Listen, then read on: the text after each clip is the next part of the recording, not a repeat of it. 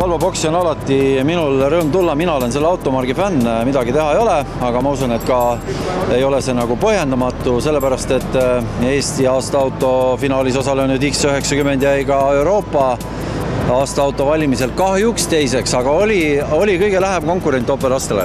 Ja see oli tõesti tähelepanuväärne, et ütleme, selle klassi auto tänavuses poliitkorrektses autovalikus suudab nii kõrgele tõusta, aga X90 on ka võtnud viimase aasta jooksul vist kõik disainiauhinnad, mida vähegi on jagatud autodisaini alal oma auhinnakappi.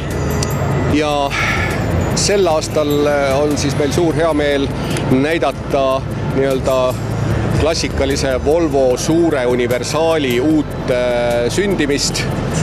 Ehk siis V90 on see, mida suure uhkusega Volvo siin tänavusel Genfi näitusel presenteerib. Ja S90, kui me mäletame, oli juba detsembrikuus rahvusvahelise auto ajakirjanduse ette toodud.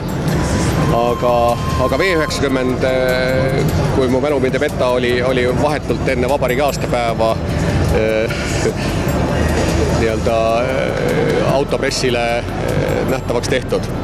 Need on meie selle aasta kõige suuremad uudised.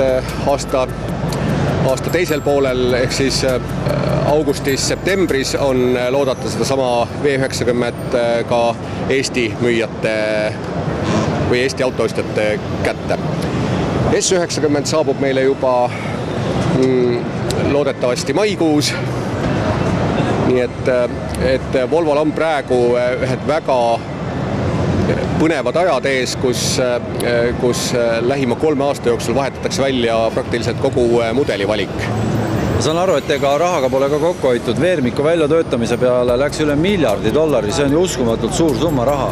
Jah, eks ta tähendab seda, et tänu sügavate taskutega omanikule Hiinast on võimalik ka selle autoarendusele senisest suuremaid summasid kulutada ja loomulikult turvalisus, veermik, sõidumõnu ja jälle seesama võlusõna autonoomne juhtimine on tänasel päeval Volvo kõige olulisemad märksõnad.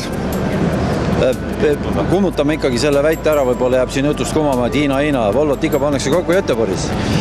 Volvot pannakse kokku Göteborgis Torslanda tehases. Tõsi, Hiinas on ka 2 tehast ja tegelikult tänu sellele, et Hiina autohuvilised Volvosi ostavad, on ka meil võimalik sõita parema, täiuslikuma ja veelgi turvalisema Volvoga.